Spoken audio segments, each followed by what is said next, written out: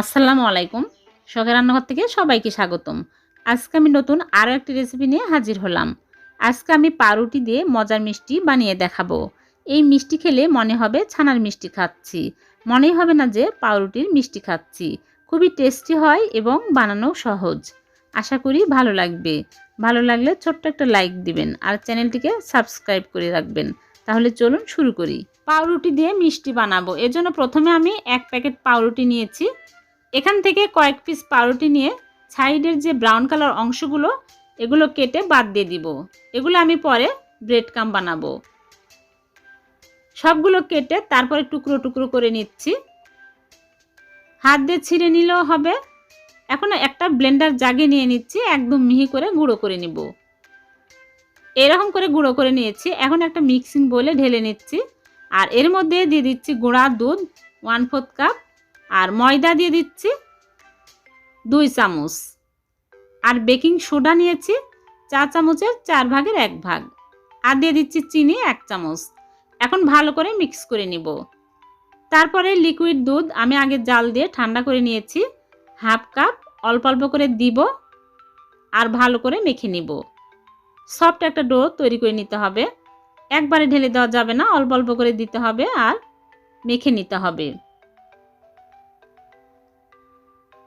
আর দিয়ে দিচ্ছি 1/2 চামচ ঘি। ঘি দিলে হাতের সাথে লেগে যাবে না এবং মিষ্টির ফ্লেভারটাও ভালো লাগবে।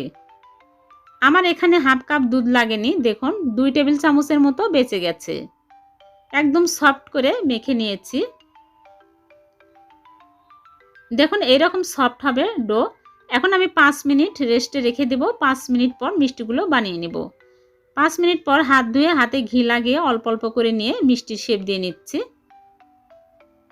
গোল করে তারপরে একটু লম্বা করব এরকম। আপনারা চাইলে গোল করতেও পারেন, আবার ছোট বড় করতে পারেন। সবগুলো মিষ্টি আমি এইরকম করে বানিয়ে নিব। সবগুলো বানানো হয়ে গেছে। এখন এগুলো আমি তেলে ভেজে নেব। এজন্য চুলায় প্যানে পরিমাণ মতো সয়াবিন তেল দিয়ে তেল গরম করে নিয়েছি। এখন চুলার আঁচ মিডিয়াম আঁচে করে মিষ্টিগুলো একটা একটা করে দিয়ে দিচ্ছি। তেল আগে ভালো করে গরম করে নিতে হবে, তাছাড়া প্যানের গায়ের সাথে লেগে যাবে। সবগুলো মিষ্টি দিয়ে আমি উল্টিয়ে পাল্টিয়ে গোলাপ জামুনের কালার করে ভেজে নেব। অনবরত নেড়েচেড়ে নিতে হবে, তাহলে চারিদিকে মিষ্টির কালার ভালো আসবে। যখন এরকম গোলাপ জামুনের কালার আসবে তখন মিষ্টিগুলো তুলে নিতে হবে। মিষ্টিগুলো ফেটে গেলে কোনো সমস্যা নেই, ভয়ের কোনো কারণ নাই। শিরায় দেওয়ার সাথে সাথে মিষ্টিগুলো ঠিক হয়ে যায়। সবগুলো মিষ্টি আমি ভেজে তুলে নিয়েছি। এখন শিরা তৈরি করব। এর জন্য চুলায় প্যানে নিয়ে নিচ্ছি 1/4 কাপ চিনি আর পানি দিয়ে দিচ্ছি 1 কাপ। 3টা এলাচ মুখ ফাটিয়ে দিয়ে দিচ্ছি। এখন চিনি গলে ভালোভাবে বলক আসা পর্যন্ত অপেক্ষা করব। ভালোভাবে বলক উঠে আসছে। এখন মিষ্টিগুলো দিয়ে দিচ্ছি। মিষ্টিগুলো দিয়ে চুলার আঁচ মিডিয়াম আঁচে করে ঢেকে জাল করব 5 মিনিট। 5 মিনিট মিষ্টিগুলো আমি জাল করে নিয়েছি আর হয়ে গেছে। এখন চুলা থেকে নামিয়ে ঢেকে রেখে দেব ঠান্ডা হওয়া পর্যন্ত। ঠান্ডা হলে মিষ্টিগুলো সার্ভ করে আপনাদেরকে দেখাবো। ফিরে আসলাম। এখন মিষ্টিগুলো সার্ভ করে নিচ্ছি। দেখুন মিষ্টিগুলো দেখতে কতটা মজার হয়েছে, ফুলে বড় বড় হয়ে গেছে।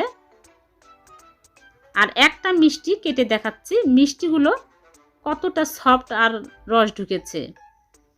এই মিষ্টিগুলো খেলে মনেই হবে না যে পাউরুটির মিষ্টি খাচ্ছি, মনে হবে ছানার মিষ্টি খাচ্ছি। একদম নরম তুলতুলে হয়েছে আর রস ঢুকেছে। আশা করি সবারই খুব ভালো লেগেছে। ভালো লাগলে বেশি বেশি শেয়ার করবেন আর লাইক কমেন্ট করবেন। আপনাদের একটা লাইক কমেন্ট আমাকে আরও নতুন ভিডিও বানাতে উৎসাহিত করবে। আবার দেখা হবে নতুন কোনো রেসিপিতে। সে পর্যন্ত ভালো থাকবেন। আল্লাহ হাফিজ।